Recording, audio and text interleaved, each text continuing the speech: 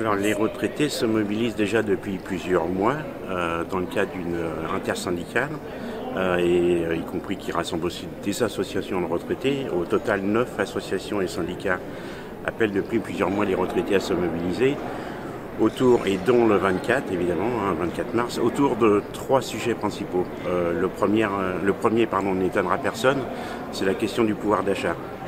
Les retraités, pour donner un chiffre très précis et qui parle à tout le monde, ont perdu ce qu'on pourrait appeler leur 12e mois. Ce qui est énorme, c'est comme si on demandait aujourd'hui aux actifs de perdre leur 13e mois, qui est un supplément, mais là c'est de la perte sèche de pouvoir d'achat.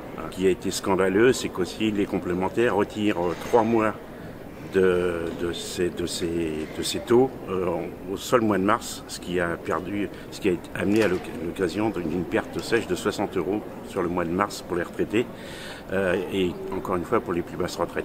Et l'accès à une protection sociale qui soit à la fois de qualité, de proximité, mais aussi abordable d'un point de vue gestion. Les mutuelles font partie aussi de ce qui contribue à la perte du pouvoir d'achat. Et aujourd'hui, avoir une mutuelle pour les retraités, c'est quasiment un luxe. Et puis le troisième domaine, ça relève plutôt du domaine de l'accès aux services publics, notamment pour tous les gens qui sont en province, et particulièrement puisque l'accès aux services publics, en fait, font partie des choses qui relèvent d'un accès de plus en plus lointain, voire de plus en plus inatteignable, puisqu'il y a l'aspect numérisation et qui fait qu'il y a des millions de retraités qui n'ont pas soit la connaissance, soit l'accès tout simplement à Internet, et du coup ça les pénalise dans leur démarche administrative. Donc voilà, 3 sujets principaux pour la manifestation du 24.